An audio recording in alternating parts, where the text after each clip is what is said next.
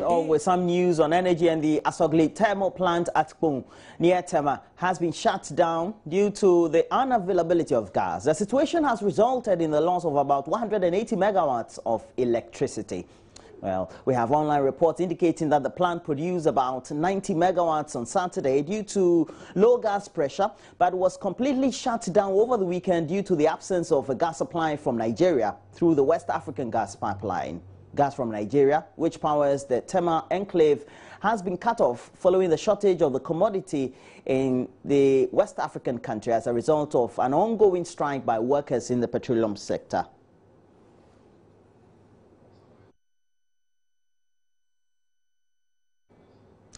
One month after some 1,000 residents of Nasia were displaced by a rainstorm, they are yet to receive any form of assistance from the National Disaster Management Organization, NADMO. The displaced persons are still living with friends and relatives in neighboring communities. Member of Parliament for Wale Wale, Dr. Sugri Bambange, has in the interim presented 25 packets of roofing sheets to the chief of the community for onward distribution to the victims. I would want to use this opportunity to appeal to all stakeholders in development to focus their attention on Nasia for now, because the people are living in misery. Some of them do not have places to lay their heads, and some of them have had their foodstuffs destroyed by the disaster. I want to appeal to everybody in this community to eschew extreme partisanship and let us focus on development. This support is for the whole community and not to any particular group. It is for the whole community, and the community should be able to identify those who are worst affected and find out how they can support them to be able to live a much decent life. Meanwhile, the chief of Nasia, Mohazuri Lana, appealed to NADMO and other philanthropists to come to the aid of displaced persons. So happy that Honorable MP has brought us his widow's mite. Somebody will say 25 sheets, packets. It's not a small thing. It's the beginning of the beginning, and we appreciate it.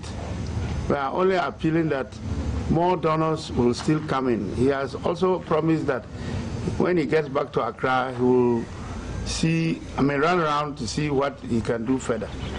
So we are still appealing to anybody who can come to our aid, take into consideration the devastation which took place. Be it roofing sheet, even wood, used clothing, food. We need all.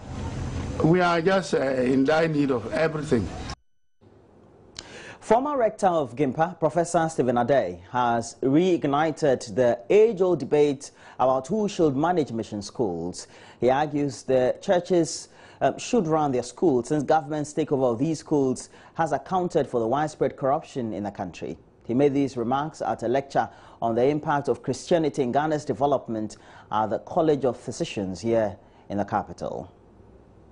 The church in Ghana has over the years played an active role in the development of the country.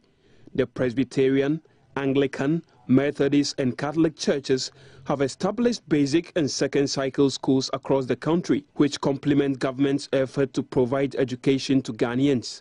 But the churches no longer have administrative authority over these schools. There has been a long-ranging debate where churches have consistently demanded the schools be returned to them, but government has hesitated, citing financial and other concerns. Professor Stephen Adey, however, says government's takeover of the schools has led to a drop in moral standards. In our time, going to a Presbyterian school means you are disciplined, honest, hardworking. And these were not negotiable. At this moment, the schools, all of them, even when they say it's a Presbyterian school, the head teacher has nothing Christian in him, Latins. So this type of moral education has been lost. And that is what over years we are reaping. People, I teach in the university, and thank God a place like Ashasi University is an exception. But in most universities, the ordinary student doesn't have no qualms about cheating to get a grade and pass. And just because the foundations at the primary and middle school, the junior secondary school, which were solidly Christian, has generally been eroded by the government taking over and almost excluding the churches from the day-to-day management. Professor Adai also dismissed suggestions the clergy must be exempt from politics. He described as devilish arguments that the clergy's job is only to preach the gospel and not to dabble in politics. It comes from the devil for somebody to say that go and just tell people to be born again. But don't tell us when we are stealing that we shouldn't steal. When we are money which are meant for the people should not be stacked overseas and other things. It is only the devil speaking through them. Always the church has a prophetic voice. The church itself must tell its members to excuse certain practices and must hold those who govern us accountable for good governance and morality. And nobody should allow any politician to say, separate the church from governance. The church members, where do they live? Do they live in heaven? They live on earth. They contribute their taxes. And if they are 70% of the population, they are contributing about the same. So I don't think that is right. And I personally, as a Christian, will challenge every politician who says that he has no business to lead our country. Professor Adai also charged Christians not to be afraid to vie for political office or vote for other Christians who come up for elections. This, he argues, will help redirect the nation onto a godly path.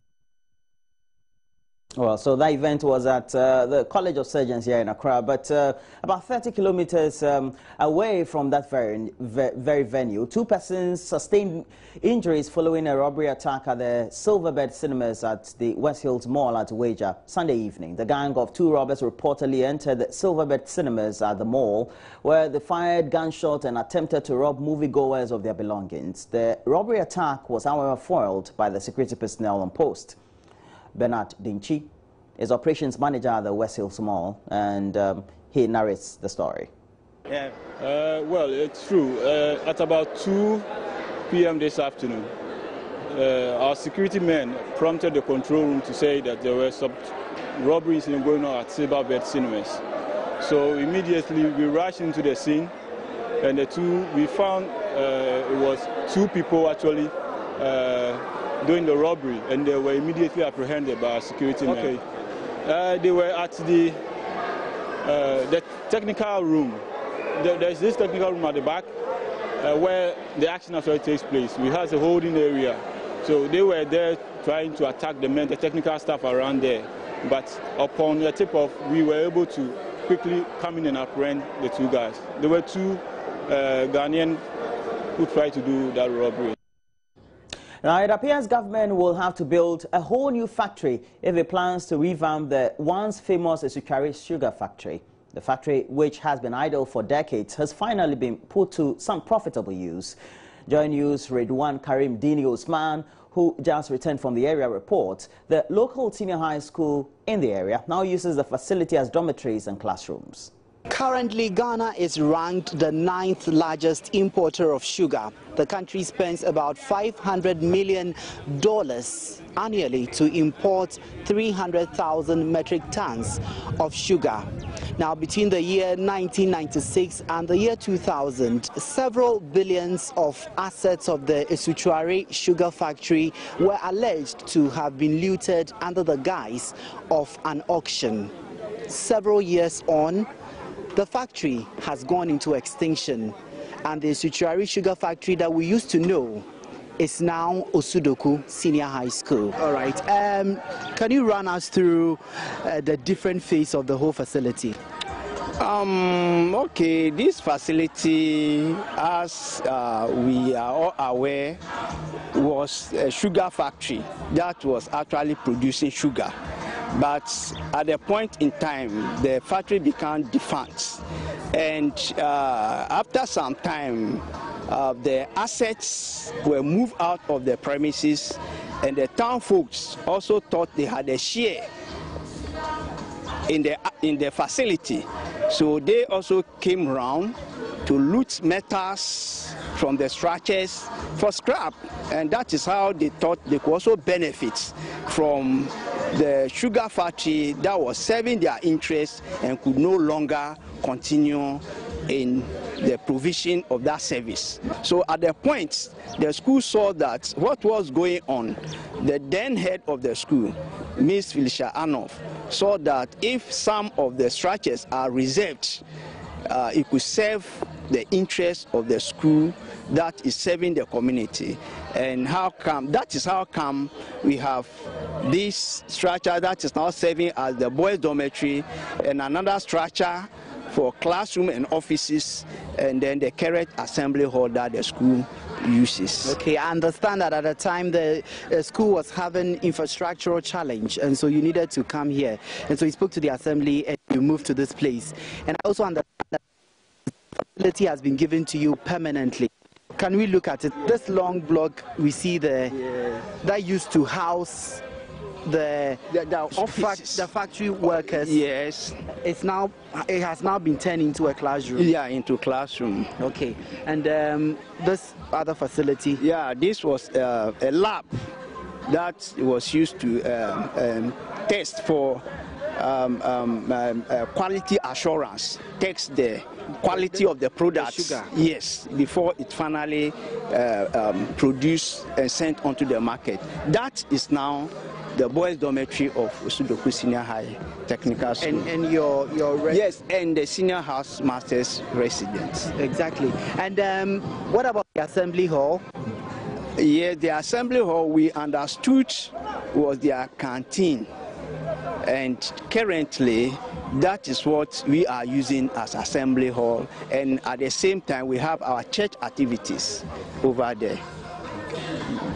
So the once known Esutuari Sugar Factory is now Osudoku Senior High School. Obviously, the factory is dead.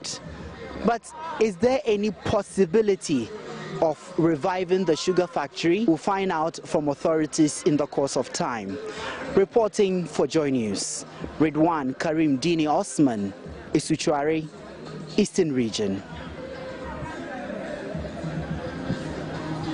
Redwan is following up a lot more on that story, and we'll bring you details when they unfold. And Fisherfolk at Winneba in the Central Region, they've been caught in a dilemma following hikes in fuel prices and what they say are persistent harassment by members of the Fisheries Enforcement Unit in the area. They lament these recent happenings have led to an increase in the cost of their operations, thereby resulting in the high cost of living in the area. According to the fishermen, the operations of the enforcement units have deprived them of their source of livelihood, making it very difficult for them to fend for their families. The Fisheries Enforcement Unit is said to be confiscating banned nets, which are still being used by some fishermen. But the fishermen say the nets they use are standard nets, adding any attempt to stop them from using the net will negatively affect their usual harvests.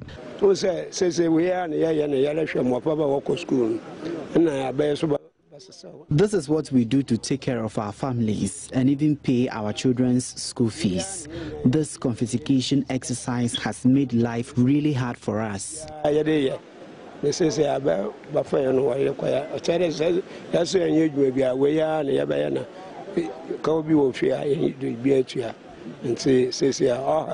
Residents stated that the rising cost of fishing implements and premix fuel is affecting the entire fishing value chain in the area, crushing the livelihoods of fishermen, fish smokers and fishmongers.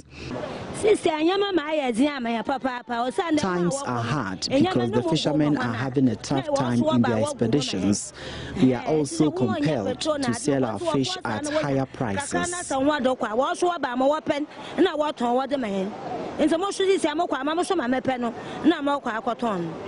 Fisherfolk are, however, appealing to government to halt the operations of the Fisheries Enforcement Units and revisit subsidies on premix fuel to enable them stay in business.